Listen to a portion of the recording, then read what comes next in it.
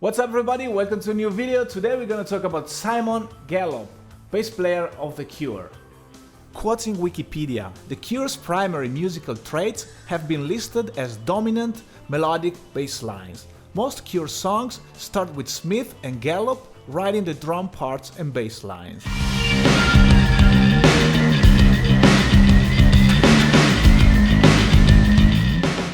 Though bass guitar is surely a dominant element in the music of The Cure, Gallup's parts are very simple and don't require advanced technical skills or a good stamina. Also, despite what Wikipedia says, I wouldn't call them melodic either.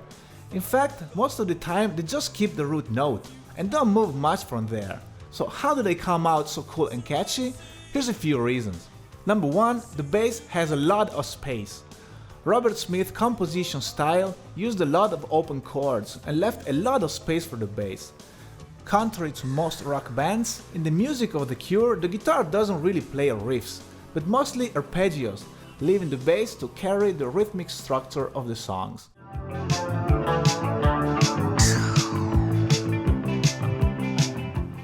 Number 2. The Cure have very repetitive songs. Most of the time they use only one chord sequence, repeated all the time, creating a dark, hypnotic feeling. As we said, this is carried on mainly by the bass. So what we get is a very simple bass line, normally using only 3 or 4 notes, repeated from beginning to end. So in terms of quantity, the bass guitar is the instrument that we hear the most when listening to The Cure. And that's another reason why we tend to identify the band with the sound of the bass. Number 3. Syncopation. Another characteristic feature of Simon Gallup is the use of syncopation. Playing a note slightly before or after a beat creates an unexpected accent that makes rhythms more interesting. The Cure have very simple drum patterns, based around kick and snare with pretty much no cymbals or toms. So it's all down to the bass and the bass drum to provide a pulsing beat that makes you want to dance. Number 4. The AEOLIAN scale.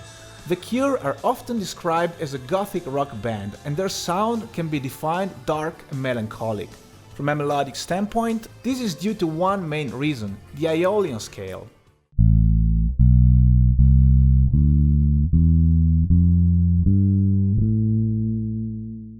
The AEOLIAN, or natural minor scale, is used in many of the most iconic Simon Gallup bass lines.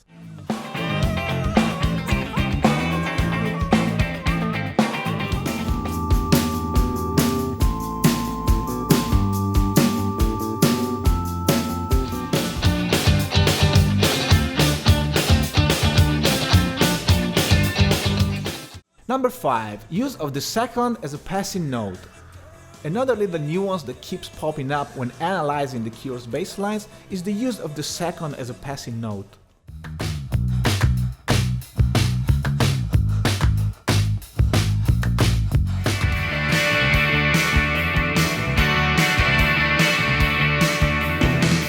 Number 6. Effects. Besides using a wide variety of different bass guitars, Gallup was also into effect pedals, and many of his bass lines use a flanger, chorus, distortion, or a digital delay.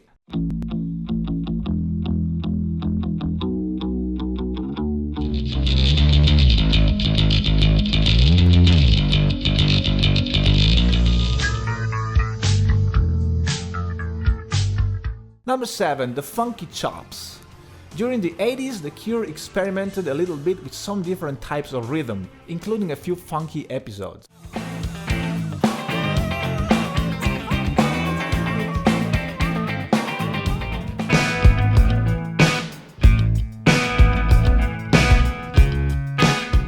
In conclusion, Simon Gallup is another example of how you don't need to be technically advanced to be a good bass player.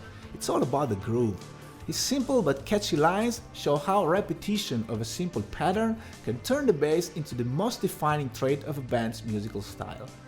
Thank you very much for watching. Don't forget to let me know what you think about Simon and The Cure. Please like, subscribe and follow me on Instagram.